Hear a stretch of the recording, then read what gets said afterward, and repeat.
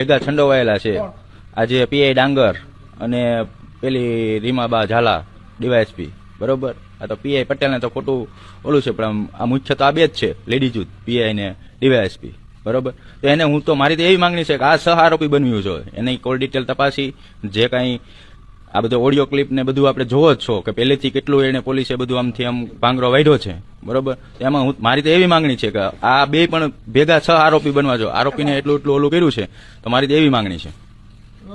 આ ટ્રાન્સફર જે પીઆઈ ની ટ્રાન્સફર કરી અને ટ્રાન્સફર ની અને સસ્પેન્ડ ની પણ ડિસમિસ થવી જોઈએ પીઆઈ ડાંગર તો, કારણ કે એટલા એના કાંડામાં ખુલે છે. બીજા શું પુરાવા તમારી પાસે આમાં? બીજા પુરાવા તો છે, પણ જયારે પોલીસ મારી પાસે આવશે ત્યારે હું પુરાવા આપીશ, કારણ કે તમે હું મીડિયા મિત્રો સાથેથી આપણાથી તો કઈ વસ્તુ થવાની નથી, જે કંઈ કરશે તપાસ અધિકારીઓ કરવાના છે. આપણે મીડિયામાં જાહેર કરીને જે આરોપીઓ છે એને બધા જે કાંઈ એને પુરાવાનો નાશ કરે એવું આપણે જાહેર કરીને શું કામ કરવું છું, બરોબર. બાકી જ્યાંથી ષડયંત્ર રચાણું છે, જ્યાં સુધી માનો કે છેલ્લે લાસ્ટનો વિડીયો છે કે ભાઈ શરૂઆત એને ફોનથી કરી છે, તો ત્યાંથી છેલ્લે લાસ્ટમાં જે બધા ભેગા થયા છે, છેલ્લે વિડીયો ઉતાર્યો છે કે આરોપીઓ બધા અમે મારીને સારું કામ કંઈ કરીને આવ્યા, એવો બધો વિડીયો વાયરલ કર્યો છે એ લોકો એના ફાર્મનો, બરોબર. તો પછી પહેલેથી છેલ્લે સુધી મને તો ખબર જ છે, પોલીસ એ દિશામાં મને જયારે એસઆઈટી પૂછવા આવશે ત્યારે હું કહીશ કે ભાઈ આ રીતે આની તપાસ કરો, એટલે આ રીતે બધું ખુલશે, બરોબર. એ બધા પુરાવા છે તમારી પાસે? હા, બધા પુરાવા છે આપણી પાસે.